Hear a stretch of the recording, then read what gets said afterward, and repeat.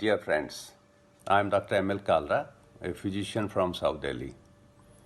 Today, 1st of March 2021, Indian government has launched stage 2 of COVID vaccination. My today's video is dedicated to the same. COVID 2.0 is well circulated how to register yourself online. Even offline registration is also offered by some of the private hospitals. I'm not going into the details. This stage of vaccination involves two categories of beneficiaries. Category 1 is those who are above 60. Everyone above 60 is involved. Those who are having any comorbidities but age 45 to 59 is the second category. The comorbidities are well circulated. There are 20 of them. Every newspaper, every WhatsApp group, even online, it's available. Role of a physician in this stage is paramount. Those who are having comorbidities, they have to show a certificate given from the concerned physician.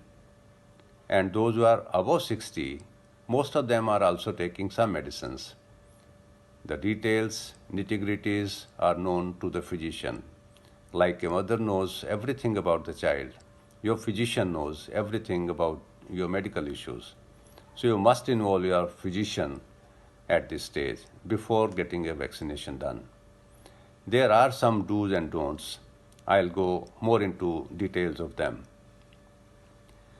Those who are having sympathetic overactivity, which is evident by high pulse rate, high BP, palpitation, and things like that, they can be given some pre-medication prior to the vaccination.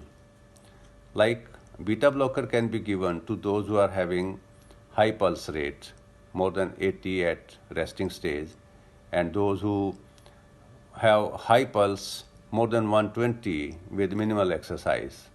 So they must be given a beta blocker or ivabradine at least 1 day prior and up to 3 days after vaccination.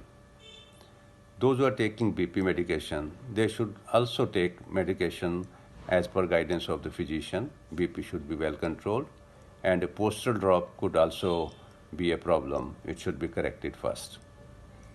Those who are having heart-related problems, there preventively aspirin, colchicine and statin, all three can be given, or in a variable combination one can choose to give as per advice of the physician. There are situations when vaccination should be avoided. Number 1 is fever. Fever of any cause should not be mixed with vaccination. Let it be, fever should be treated first, only then you go for vaccination. Second is pregnancy. Third is lactation. Fourth is if you are taking any vaccine otherwise. So two vaccines should be not mixed together because of any adverse side effects may be overblamed. I would say any acute problem, any acute procedure, any surgery done recently should also avoid. Let the healing happen first. This vaccination is not an urgent situation. And those who are having past history of allergies to any vaccine, they should also consult their physician. They may give anti-allergic in advance, and they may need more closer follow-up after vaccination. Any history of anaphylaxis in the past is not a contraindication, but has to be informed to the vaccination team. Every center is well equipped to tackle such anaphylaxis and some reactions. They have trained staff and all equipments are available. But the information given in advance is of help.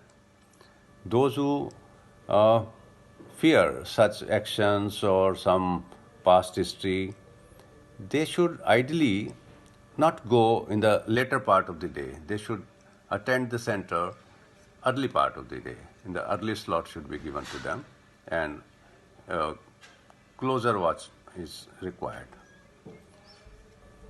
Hydration is one important thing. The day of vaccination, you should take adequate amount of water, and if you are taking diuretic, it should be taken early in the morning. So these are a few tips which I wanted to give you.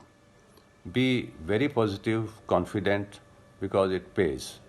Those who have doubts about any procedure or vaccine, they usually have more side effects. It's called nocebo effect also. So be safe, stay positive. Thank you so much.